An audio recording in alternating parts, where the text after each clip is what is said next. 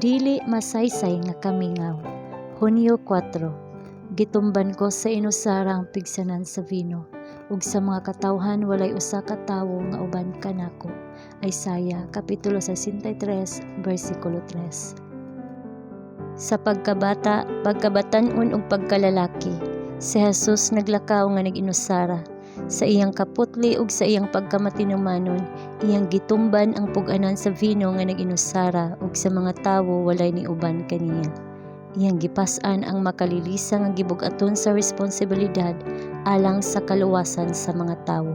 Siya nahibalo nga gawas kun adunay usa ka desididong kausaban sa mga prinsipyo ug mga katuyuan sa katawhan, ang tanan mawala.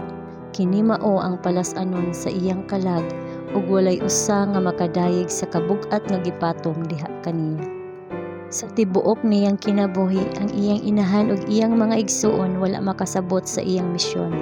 Bisan ang iyang mga disipulo wala makasabot kaniya. Siya nagpuyo sa walay katapusan nga kahayag, ingon nga usa uban sa Dios.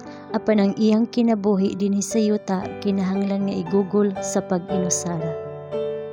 Isip usa uban kanato, siya kinahanglang magpas-an sa kabug-at sa atong kasal-anan ug kaalautan. Ang walay sala kinahanglang mobati sa kaulaw sa sala.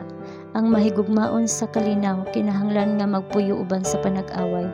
Ang kamatuoran kinahanglan nga magpabilin uban sa kabakakan, kaputli uban sa kangilad. Ang matag sala, ang matag panagsumpaki, ang matag makahugaw nga kailibgon nga gidala sa kalapasan, mao'y pasakit sa iyang espiritu. Kinahanglang mag-inusara siya nga mosubay sa dalan. Kinahanglan mag-inusara siya nga mopas-an sa palas-anon. Diha kaniya nga mitangtang sa iyang himaya ug midawat sa kahuyang sa katawhan. Ang katubsanan sa kalibutan kinahanglan nga makapahulay. Iyang nakita ug gibati kining tanan, apan ang iyang katuyuan nagpabilin nga lig-on. Diha sa iyang bukton nagsalig ang kaluwasan sa nahulog nga kaliwat, ug iyang gituy-od ang iyang kamot aron sa pagkupot sa kamot sa makagagahom nga gugma. Ang kamingaw ni Kristo nga nahimulag gikan sa langitnong mga sawang, nagkinabuhi sa kinabuhi sa katawhan, wala gayud masabti ug gitagaag bili sa mga tinun-an, ingon nga angay unta. Sa diha nga si Jesus wala na uban kanila, ug ilang nakita nga makahimo unta sila sa pagpakita kaniya ug mga pagtagad nga makahatag og kalipay sa iyang kasing-kasing. Ang samang tinguha makita sa atong kalibutan karon, apan pipila lang ang nakaapresyar sa tanan nga si Kristo alang kanila.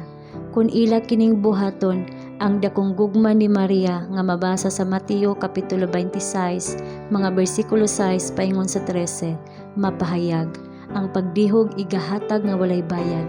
Walay bisan unsa nga paghahuna-hunaon nga hilabihan kamahal nga ihatag alang kang Kristo. Walay pagdumili sa kaugalingon o pagsakripisyo sa kaugalingon nga hilabihan kadako nga maantos tungod kaniya.